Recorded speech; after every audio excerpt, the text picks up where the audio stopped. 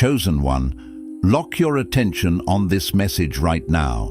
That restless feeling you cannot shake, the one that keeps pulling at you no matter how still you try to be. Stop fighting it and listen. The enemy is working overtime this week for one reason and one reason only. He has seen the final step, and he knows that once you take it, his access to your life is finished. It all ends here. The waiting, the confusion, the sense that you are so close but somehow still standing outside the door. But here is what you need to understand. It is not ending because time finally ran out on your struggle. It is ending because of what you have already done to get here. Think back to that moment this week when you almost gave up, when you almost said something you could not take back, almost made a move out of desperation, almost walked away from the thing God told you to hold. You did not know it then, but the fact that you paused, the fact that you held yourself still even when everything in you was screaming to act, that was not hesitation, that was obedience. And obedience in that moment was the final signature heaven needed to release what has been held in reserve for you. You did not find this message by accident. The algorithm did not bring you here. God did. This is a divine appointment that was written into the architecture of this season before you even understood what season you were in. You are not wandering, you are arriving. Stay until the very last word of this message, because in the next few minutes I am going to hand you the legal decree that closes the enemy's case against your life permanently. I am going to walk you through the exact moment you unknowingly activated your breakthrough so you can stop second-guessing what you did and start standing on what it produced. And at the end, I am going to give you a declaration so precise and so final that when you speak it, it will seal this chapter shut and open the one that follows. Do not leave. Your future self is watching this moment right now and begging you to stay, because if you close this before the end, you risk walking away from the verdict right before it is read aloud in your favor. I know what the atmosphere has felt like for the last 72 hours. It has not just been quiet, it has been strange. Like the world around you is holding its breath. Like something enormous is right at the edge of your vision, but every time you turn to look at it directly, it disappears. Maybe you have been moving through your days this week, feeling like you are on the outside of something, like everyone around you is living in a version of reality where things make sense, but you are standing in a hallway between two doors, and neither one has opened yet. Or maybe you woke up at 3 in the morning this week with a weight on your chest that you could not explain, lying in the dark and running through every decision you have made over the last several months, wondering if you took a wrong turn somewhere you cannot trace back. You feel suspended, not defeated, but suspended, like the promise is real, but the fulfillment keeps shifting just beyond your reach. And in that suspension, the enemy has been whispering a very specific lie. Listen to the thoughts that have been circling. He has been telling you that the reason you are still waiting is because of what you did, or what you did not do. He has been replaying a moment from this past week on a loop in your mind, that moment when you pulled back instead of pushing forward, that moment when you chose silence over confrontation, that moment when you stopped performing for people who expected more from you and simply let the room go quiet. The accuser has been pointing at that moment and calling it your failure. He has been telling you that you misread God's timing, that you let the window close, that because of that single moment of stillness, you have disqualified yourself from what was promised. But I need you to hear what the scripture actually says about this moment. Nahum 1:9 declares, "What do you conspire against the Lord? He will make an utter end of it. Affliction shall not rise up the second time." Sit with that. Affliction shall not rise up the second time. The enemy is trying to convince you that what you are in right now is a cycle, that you have been here before, that your actions reset the clock, that you are back at the beginning running the same lap through the same wilderness. But that is not revelation, That is a lie constructed specifically to exhaust you in the final stretch. You are not in a cycle, you are in a conclusion. The heaviness pressing on you right now is not the weight of punishment. It is the weight of completion. It is what finality feels like from the inside, the tension of something enormous being pulled to its absolute limit right before it breaks open. What you are calling your lowest moment is not proof that you fell short. It is evidence that you are standing exactly where you are supposed to stand at exactly the right time. That moment when you pulled back, when you went quiet, when you stopped striving, when you let go of what you had been gripping so tightly, that was not weakness discovering you. That was wisdom moving through you. That was the final step the Spirit required before heaven could move without interference. You did not ruin the plan. You completed it. What you just heard wasn't entertainment, it was confirmation. And if you're ready to go deeper, the Chosen One's blueprint will show you exactly why God separated you before birth, why the attacks came so early, and what He's unlocking in this season. You'll also get the full audiobook version and a powerful bonus, activating your prophet mantle for those carrying a prophetic fire they haven't yet learned to release. The link is waiting in the first pinned comment, but not for long. Now let that land for a moment, because what I am about to walk you through is not theory. It is not comfort designed to make you feel better about where you are. It is the actual architecture of what God does when He is preparing a life for something that cannot be reversed. This isn't a whimsical act.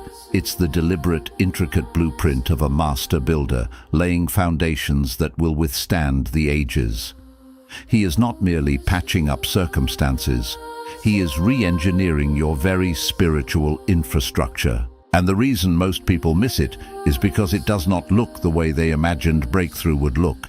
They envision grand fireworks, a sudden blinding flash of light, an immediate ascent to the mountaintop.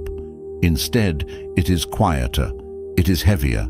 It feels more like the profound, quiet labor of creation in the unseen depths, akin to the silent, immense pressure that forges a diamond from coal. It often feels more like grief than victory, more like shedding than gaining, more like a stripping away than an accumulation. And that confusion, that jarring gap between what they expected and what they are actually experiencing, becomes the very thing that causes them to walk away from the door right before it swings open, right before the masterpiece is unveiled. They confuse the refining fire with abandonment, the season of pruning with barrenness, and the hallowed silence of divine preparation with God's absence. So let us begin with what no one tells you about the final hour before a divine release. This is the precipice, the edge of glory, but it often presents itself disguised in mundane clothes. Most people are waiting for a sign, a grand overture from the heavens. They want a burning bush, ablaze with unquenchable fire, delivering crystal-clear instructions. They yearn for a thunderclap so resonant it shakes the very foundations of their world, leaving no room for doubt. They long for a dream so vivid, so utterly undeniable. They wake up with tears streaming down their face, and a certainty so solid they can literally hold it in their hands, like a newly discovered treasure. And so when the final hour comes, when heaven has already moved, when the celestial courts have rendered their judgment, and the spiritual decree has been signed and sealed, and the physical world is simply catching up to the immutable truth already established, they interpret the profound silence as absence. They read the stillness as God not speaking, as a void where His voice should be. But silence before a divine release is not the silence of abandonment, nor the silence of apathy. It is not the silence of a God who has forgotten or is absent. It is the majestic, weighty silence of a court that has already ruled, a chamber where the highest verdict has been delivered. When a final, unappealable verdict has been reached, the entire room goes quiet, holding its breath in anticipation before the gavel falls with an echoing finality. That quiet is not uncertainty. It is the absolute certainty of an irreversible decision. It is the sound of something colossal, something preordained and unwavering, being set into motion, and all of creation pausing to acknowledge its coming. It is the hush before the revelation of an eternal truth made manifest in time. Think about Elijah on Mount Carmel, a story pregnant with profound spiritual lessons for this very moment. The fire had already fallen, consuming the sacrifice, the wood, the stones, and even the water in the trench. The prophets of Baal had already been exposed in their utter powerlessness, defeated and humiliated. The victory, the undeniable spiritual triumph, had already been secured in the spirit realm, a done deal in the unseen. And then, a pivotal moment of deep spiritual significance, Elijah climbed to the very top of the mountain, a place of isolated communion with the divine. He bowed himself down to the earth, a posture of profound humility and fervent prayer, and put his face between his knees, shutting out the world to focus his entire being on the promise. He then told his servant, a figure representing our natural sight, to look toward the sea, anticipating the fulfillment of God's word for rain. The servant came back, his voice perhaps tinged with weariness or disappointment, and said, "There is nothing." The sky was clear, the horizon unbroken, and Elijah, undeterred by the lack of immediate evidence, a true master of prophetic persistence, said, "Go again." 7 times. 7 times the servant returned, each report a mirror of the last, echoing the same disheartening message: "There is nothing, there is nothing, there is nothing." Imagine the spiritual fortitude, the unwavering faith required to send someone back, again and again, when all empirical evidence screams negation. Until the 7th time, a number imbued with divine completion, when the servant's voice finally shifted, now carrying a spark of the miraculous. "I see a cloud the size of a man's hand rising out of the sea." That is it. That is the whole story of the physical manifestation of a monumental breakthrough. A cloud no bigger than a human hand. Something so infinitesimally small, so easily missed, that most people would have shrugged it off, dismissing it as irrelevant, a mere wisp in the vast sky. And yet, before the servant could even finish his report, before he could fully comprehend the weight of his observation, the sky grew black with gathering clouds and a powerful wind, and then a great rain poured down, breaking years of drought. The breakthrough was not announced by something large, spectacular, or undeniable in its initial form. It was initiated by something profoundly small, almost imperceptible, that most people, fixated on grander displays, would have entirely dismissed. And the only reason Elijah caught it, the only reason he was positioned to receive the deluge, was because he absolutely refused to stop looking, refused to yield to natural disappointment, even when nothing was visible to the common eye, trusting implicitly in a spiritual reality beyond sight. Here is what that means for you right now, in the raw, unfolding reality of your own journey. You have been looking, your spirit has been scanning the horizon, searching for that promised sign, that confirmation of what you know in your heart to be true. And the enemy, ever the subtle saboteur, has been using the delay between your looking and your seeing, the gap between your expectation and its visible manifestation, to whisper corrosive lies into your spirit, to tell you that what you believe is not real, that your faith is misplaced, that God has forgotten you. But here is where it goes deeper, revealing the profound wisdom of divine timing. The delay is not evidence against the promise. It is not an indicator of God's forgetfulness or your unworthiness. On the contrary, the delay is the profound, strategic protection around the promise. It is the divine insulation, the spiritual cocoon, ensuring that when the promise arrives, It finds you not only ready to receive it, but fully equipped to carry its immense weight. Because if it had come before now, before this moment, before the stillness you walked through this week, before the crucible of quiet endurance, it would have found you in a version of yourself that could not have carried it properly. It might have overwhelmed you, destroyed you, or even caused you to mismanage it. God does not withhold because he is distant or capricious. He withholds because he is surgical, precise in his love and his timing. He is the divine architect who understands every stress point and every load-bearing capacity.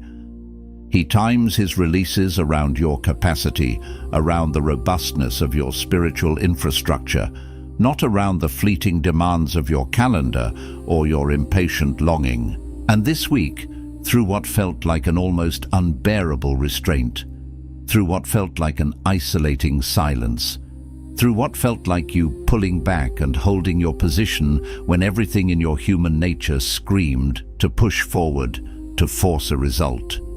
Your capacity shifted, your spirit was expanded, your roots deepened, your inner strength solidified.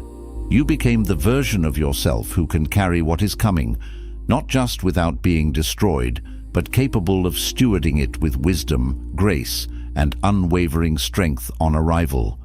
But here is what most people miss entirely, a truth often overlooked in our pursuit of grand spiritual experiences. Capacity is not primarily built in the moments of great spiritual intensity, though those moments are powerful and transformative in their own right. It is not exclusively forged in the prayer that lasts until midnight, stretching into the early hours, or the fast that strips everything away, bringing you to the raw edge of your being. Those moments are undeniably real, they matter profoundly, and they certainly accelerate spiritual growth. But capacity, the deep, structural, foundational kind that allows a person to hold a destiny of immense weight without collapsing under its sheer magnitude, the kind that enables unwavering stability in the face of monumental blessing or intense adversity, is built in the ordinary, often unglamorous moments of quiet obedience. It is built in the countless micro-decisions of daily faithfulness.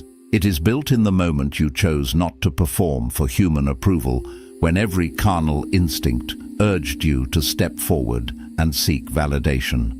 It is built in the moment you released your grip on a situation, trusting God's sovereignty, when every fiber of your being told you to hold on tighter, to control, to manipulate. It is built in the moment you went still, silencing your own anxieties and external clamor, when the world around you was demanding noise, demanding a reaction, demanding an explanation from you. The Apostle Paul, a colossus of faith and endurance, understood this profound truth with an almost unparalleled clarity. When he wrote to the Philippians from a cold, damp prison cell, a place of profound restriction and hardship, he did not say, "I am learning to be content now that things are going well." No, he declared, "I have learned, past tense, through a deeply personal and often agonizing process, forged in the fires of trial and tribulation, in whatever state I am, to be content." That contentment was not passive resignation, a mere acceptance of his lot. It was the hard-won mastery of a man who had discovered, through profound inner revelation, that his peace, his joy, and his inner stability did not belong to his circumstances, could not be dictated by external forces, and certainly could not be imprisoned by iron bars. And that profound, transformative discovery could only have been made inside the very conditions he humanly wished would change, within the confinement that became his most fertile spiritual classroom. And this brings us to the real turning point, the profound shift in perspective that changes how you understand every single thing that has happened to you in the last season, every setback, every disappointment, every perceived limitation. You have been praying with fervent desperation and perhaps aching hearts for the prison doors to open, for the walls of restriction to crumble, for the gates of opportunity to swing wide. But what if the prison was never meant to hold you back? What if its very design, its very architecture of constraint, was meant not to impede your progress, but to build you forward? What if the restriction you have been fighting against with all your might, viewing it as a barrier to your destiny, was actually the most precise, the most potent resistance training your spirit needed to develop the unprecedented strength, the unwavering resilience, and the profound wisdom required for what comes next? Because here is the critical, often overlooked truth about open doors, about those breakthroughs you so desperately desire. If you are not strong enough, if your spiritual muscles are not conditioned, if your capacity is not expanded to match the magnitude of the opportunity, you will collapse the moment you step into what you have been asking for. The very blessing you craved could become your undoing, a weight too heavy to bear. And God, in His infinite precision, in His perfect love, will absolutely not let you walk into your promise unprepared, before your spiritual framework can sustain it. He would rather have you stand still, anchored and steadfast, in what feels like a closed, stagnant season, allowing the deep work of character and capacity to occur, than have you stumble, crumble, or be crushed under the weight of an open one before you are thoroughly built for it. His love protects you from premature promotion. Coming up in just a moment, the hidden pattern that has been running underneath this entire season, an intricate divine thread woven through every trial and triumph. And once you see it, once your spiritual eyes are open to its truth, you will never be able to unsee it, and your perspective will be permanently altered. Stay with me, for this revelation holds the key to understanding your past and unlocking your future. Because before we fully unveil that pattern, you need to understand what the enemy has actually been doing while you have been waiting in this season of quiet preparation. He has not been trying to stop what God promised you. Let's be clear on this fundamental truth. He is not powerful enough to stop a divine decree, an eternal purpose, or a covenant promise spoken over your life by the Almighty.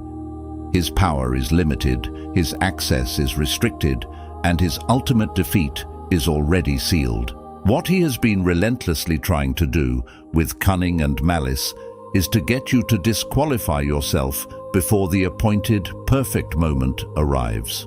His entire strategy in your life right now is self-sabotage by proxy, a master manipulator baiting you, enticing you, or pressuring you into making a move, any move, out of desperation or fear or wounded pride, a move that generates enough spiritual static, enough internal noise and misalignment in your spirit to delay what heaven is about to release.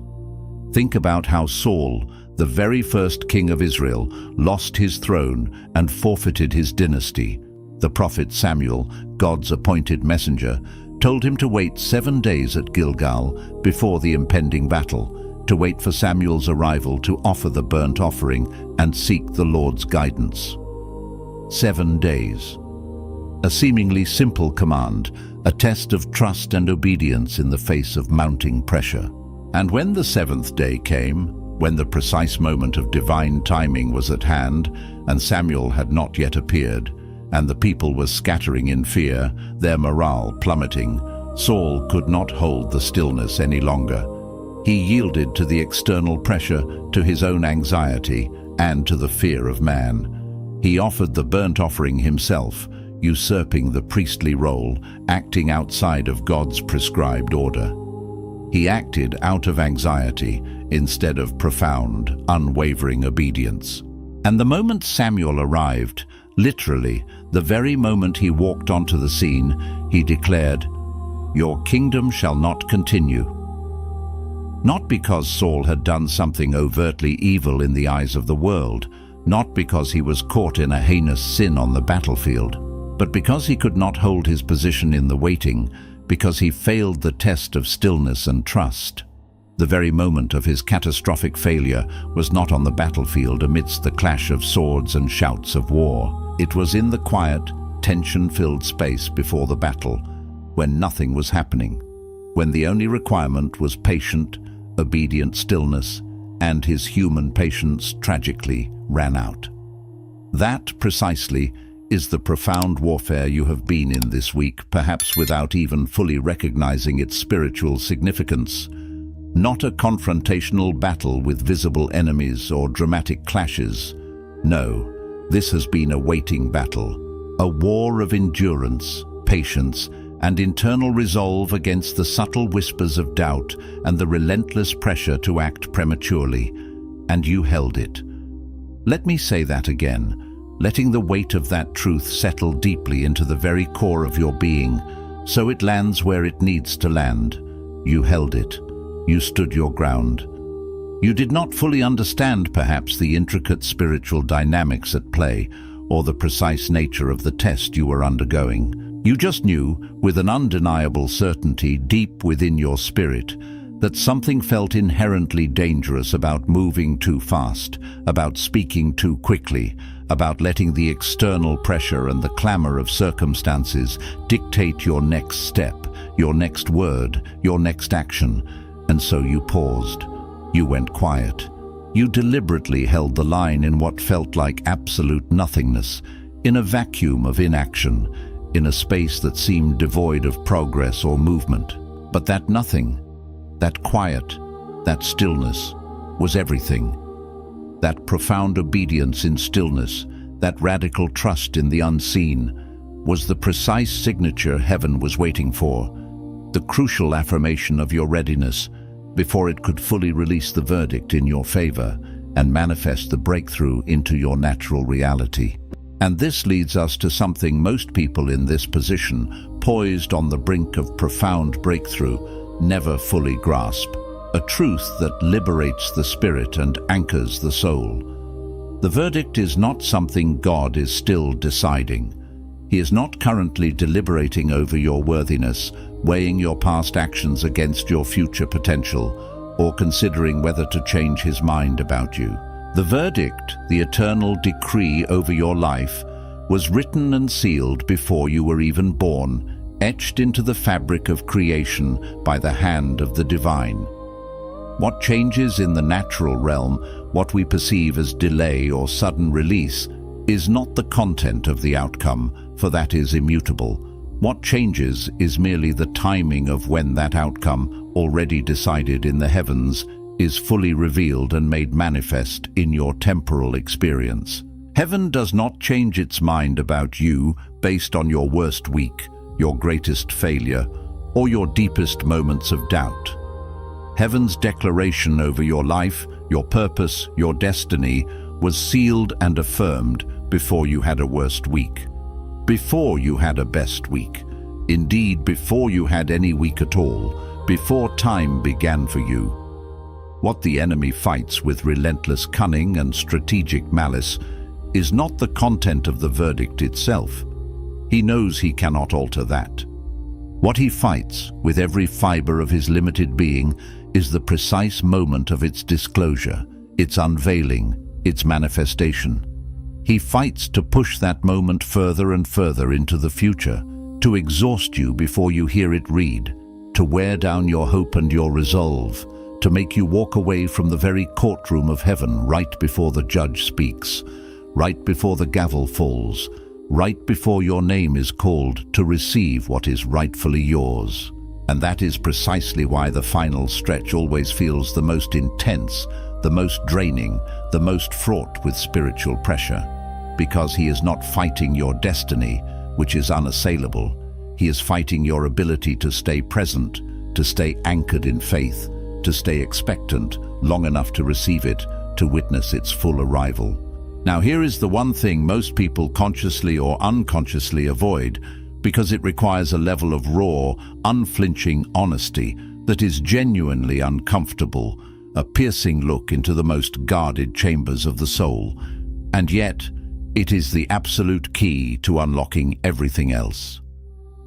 The delay in your life, the protracted season of waiting, has not solely been about the enemy's opposition or even exclusively about God's perfect sovereign timing. Some of it, and hear me clearly with every fiber of your being when I say this, allowing the truth to penetrate without defensiveness.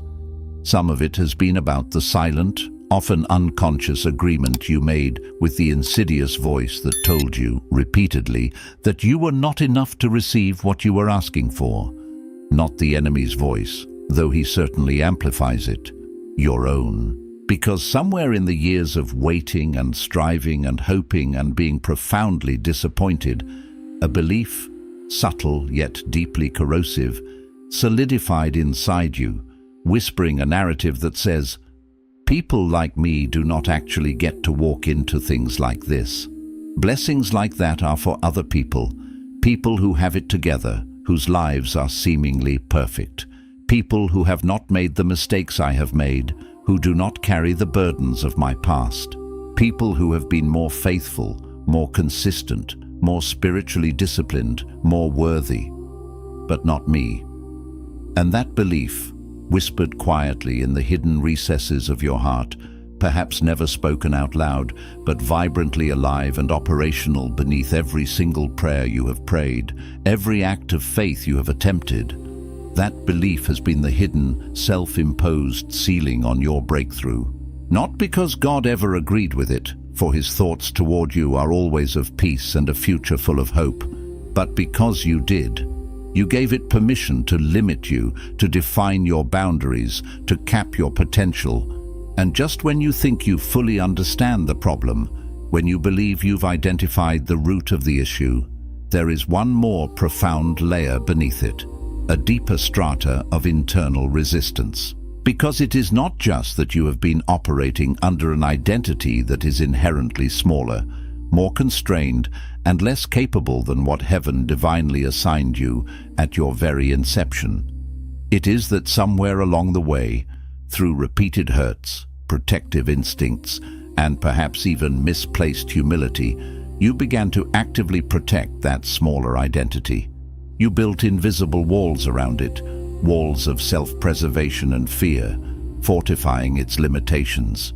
And you called those walls humility, convincing yourself that it was spiritual to not ask for too much, to not expect too greatly. You called them wisdom, telling yourself it was prudent to stay within safe, known parameters. You rationalized that staying small, staying unnoticed, staying within the bounds of what felt comfortable and manageable was somehow more spiritual, more virtuous than boldly stepping fully into the vast, expansive truth of what God prophetically said about you, what he designed you to be and to do. And in doing so, in this act of profound self-deception, you made peace with a version of yourself that God never, ever intended to be permanent, a mere shadow of your true divine potential. Like Moses, who spent 40 long, arduous years in the wilderness of Midian, tending sheep, so utterly convinced that his season of influence, his calling as a deliverer, had irrevocably passed him by, that when the burning bush, aflame with the very presence of God, spoke his name, his first response was not worship, not immediate acceptance of the call. It was argument. It was a litany of excuses, rooted in a self-perception that was decades outdated. Who am I that I should go? I am not eloquent. I have never been eloquent, neither in the past nor now. Please, I beg you, send someone else. Moses did not have a faith problem in the traditional sense. He had a profound identity problem. He had spent so long calling himself a shepherd, accepting that limited identity, that he had utterly forgotten that heaven had always, from the moment of his birth, called him a deliverer, a leader of nations. And the bush, burning with divine persistence, had to keep burning, had to keep speaking, had to keep challenging his deeply entrenched self-narrative before he was finally willing to release the comfortable, albeit diminished identity he had settled for in exchange for the glorious, world-changing one he was born carrying. Here is the part you probably did not expect. the ultimate revelation that unmasks the final hurdle. The final true thing standing between you and the full, glorious manifestation of what God has intimately spoken over your life. What He has promised and decreed is not the enemy's power. His grip is broken. It is not your past, for in Christ all things are made new. It is not even the people who wounded you, the betrayals you endured, or the time that you feel was irrevocably lost, or the myriad opportunities you feel like you tragically missed. No, the ultimate barrier is the version of yourself you have been protecting, fiercely guarding and clinging to.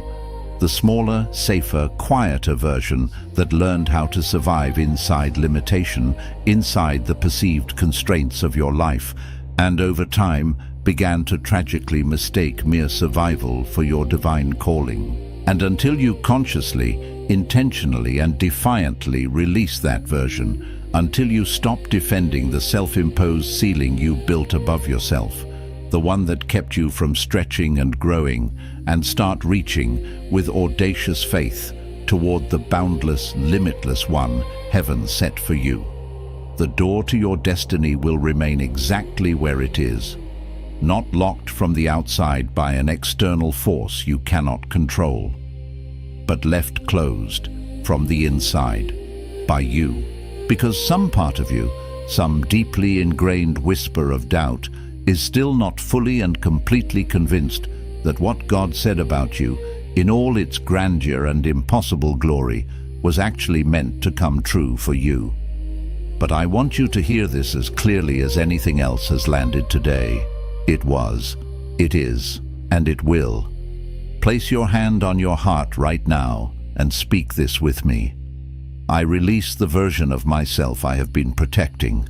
I break every agreement I made with the voice that told me I was too broken, too late, too ordinary for what God promised. I declare that the verdict over my life was written before I was born, and it has not changed. I am not in a cycle. I am in a conclusion. The waiting ends here. The confusion ends here. The ceiling I placed above myself ends here. I step into the fullness of what heaven called me before I called myself anything. I receive the breakthrough that obedience produced. I receive the release that stillness unlocked. I stand on the declaration that affliction shall not rise up a second time, because this chapter is closed and the next one is already open. I am not wandering. I am arriving. I am not disqualified. I am appointed.